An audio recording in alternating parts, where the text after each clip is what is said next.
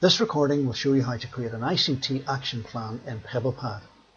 Of course, the most important thing is that you arrive at the correct URL. Make sure that you have pebbleweb.co.uk/TEPNI, and when you've got that URL, you can launch Pebblepad in its appropriate window.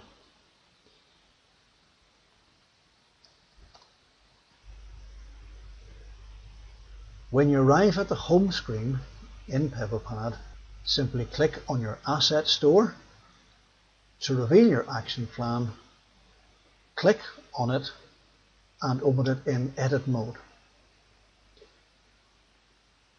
The first of 7 steps will appear, and it's at this point that you can make any changes you wish to make to the wording of the title and of course the current situation. Current situation should reflect some of the issues that you see as being important for ICT and teaching and learning in your school. The second stage is the ideal situation. Whenever you think of your ideal situation, try to think of the sort of teaching that you would like to engage in towards the end of your teaching practice. So it may include a range of software titles. It may involve looking at pupil work and seeing how pupils interact with ICT and how they use it.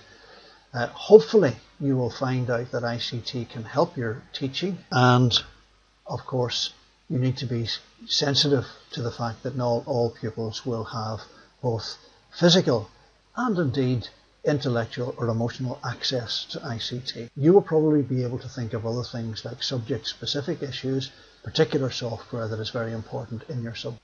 When we started the action plan, I suggested several steps. The first one is simply examining the potential for enhancing learning, and that's simply a look around the department, around the school, discussions with teachers, and trying to figure out where ICT fits in teaching and learning. Of course, it is important to speak to coordinators, leaders in ICT, to find out what they're doing. Inevitably, leaders will be people who are innovating. Hopefully you will be able to observe some classes where there is good use of ICT for learning. Note that it's ICT for learning and not good use of ICT on its own. There will be many children who can use a lot of ICT, but it may not necessarily be for good teaching and good learning.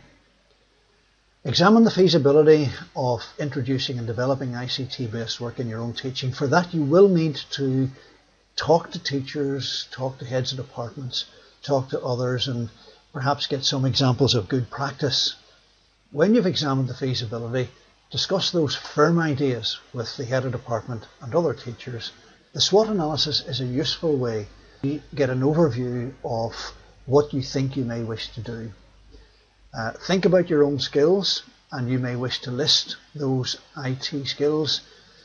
What strengths are in the school from your observation? What pupil expertise is there, and how can you draw on that? And whether or not there's a good infrastructure. Are there good labs? Are there good software resources? Do children have mobile devices, and so on? Think about your weaknesses. They may centre around teaching and learning. It may be that you feel that some of the teachers need some development in ICT for teaching and learning. It may be that the infrastructure or the resources are very limited. What are the opportunities in your lessons? Have a look, now that you've been in the school for a week or two, have a look around the classes and see what best lessons lend themselves to ICT-based teaching and learning. And then, of course, what threats are there to the plans that you hope to implement?